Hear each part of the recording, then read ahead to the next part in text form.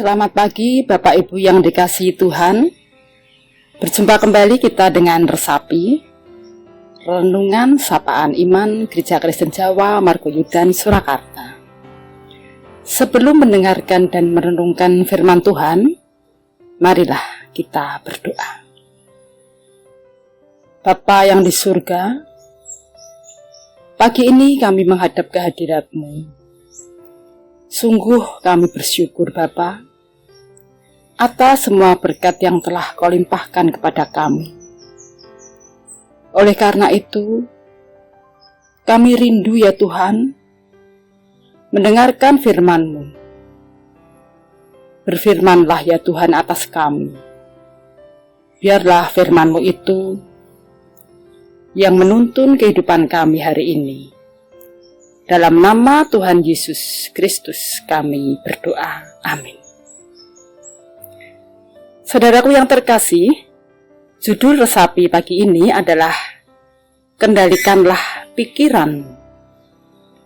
Adapun firman Tuhan yang akan kita renungkan pagi ini diambil dari Filipi 4 ayat 8 yang berbunyi, jadi akhirnya saudara-saudara, semua yang benar, semua yang mulia, semua yang adil, semua yang suci, semua yang manis, semua yang sedap didengar, semua yang disebut kebajikan dan patut dipuji, pikirkanlah semuanya itu.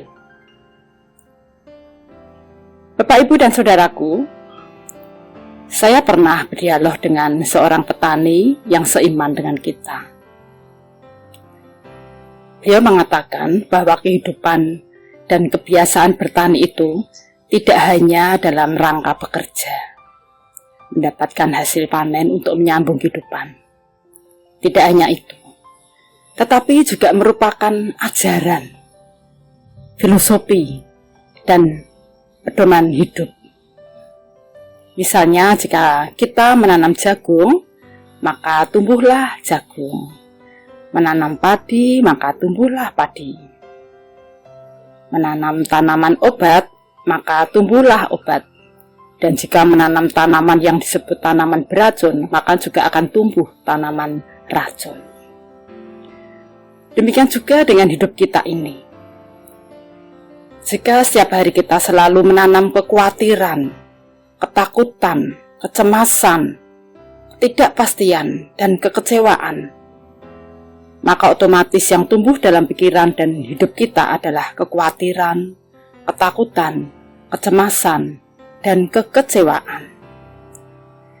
Tetapi jika sebaliknya, kita setiap hari menanam rasa syukur, maka tumbuhlah di dalam hati kita rasa syukur, tenang, ayem, dan damai sejahtera. Bapak Ibu yang terkasih, Rasul Paulus menulis surat Filipi kepada jemaat di Filipi ketika ia dipenjara di Roma antara tahun 60 dan 62 Masehi. Nah, tujuannya adalah untuk mendorong jemaat Filipi agar tetap bersukacita dan bersatu dalam Tuhan. Juga bersyukur atas kasih sayang dan bantuan keuangan yang telah diberikan jemaat Filipi kepadanya. Juga memuji jemaat Filipi karena iman mereka tumbuh kepada Yesus Kristus. Lalu Rasul Paulus berkata, Allah sumber damai sejahtera akan menyertai kamu. Jika kita menetapkan pikiran kita pada hal-hal yang benar, mulia, adil, suci, dan sebagainya. Bapak, Ibu, dan saudaraku yang terkasih, merenungkan ayat dan situasi Rasul Paulus di dalam penjara di atas sepertinya sungguh tidak masuk akal. Mengapa? Ya, karena Rasul Paulus itu hidup dalam penjara. Artinya dia tidak sedang dalam keadaan baik-baik saja, tetapi justru sedang menghadapi masalah yang sangat besar. Dan biasanya orang-orang yang hidup di dalam penjara itu, orang-orang yang sebagian besar hidupnya dikuasai oleh pikiran-pikiran yang negatif, putus asa, tidak berpengharapan. Tetapi ajaibnya, kalau Rasul Paulus tidak dikuasai oleh pikiran negatif, putus asa dan tidak berpengharapan, tetapi justru sebaliknya, ia dikuasai oleh pikiran yang benar, mulia, suci, positif, optimis, berpengharapan, selalu melakukan kebajikan, sehingga layak dipuji, diteladani oleh orang lain. Mengapa demikian? Karena setiap saat, setiap hari, pikiran dari Rasul Paulus selalu dikuasai oleh kasih Tuhan Yesus yang selalu memberi teladan kepada kita tentang hidup dan berpikir yang benar. Nah, oleh karena itu Bapak Ibu, mulai hari ini, marilah kita selalu mengendalikan pikiran kita, agar selalu memikirkan hal-hal yang terjadi dalam kehidupan kita, dengan kacamata pikiran yang mulia, adil, suci, manis, yang sedap didengar. Semua itu yang disebut kebajikan dan patut dipuji. Mari kita berdoa.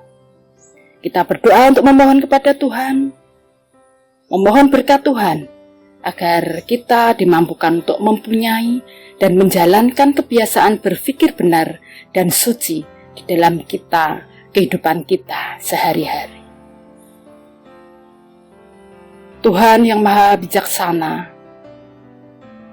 kami sungguh bersyukur atas firman-Mu yang mengingatkan kami agar selalu mengendalikan pikiran kami dengan pikiran yang benar, pikiran yang mulia, yang suci, yang adil, yang manis, enak didengar, dan melakukan kebajikan yang patut dipuji, diteladani, dan dapat menginspirasi orang lain untuk berpikir benar, untuk kemuliaan nama-Mu.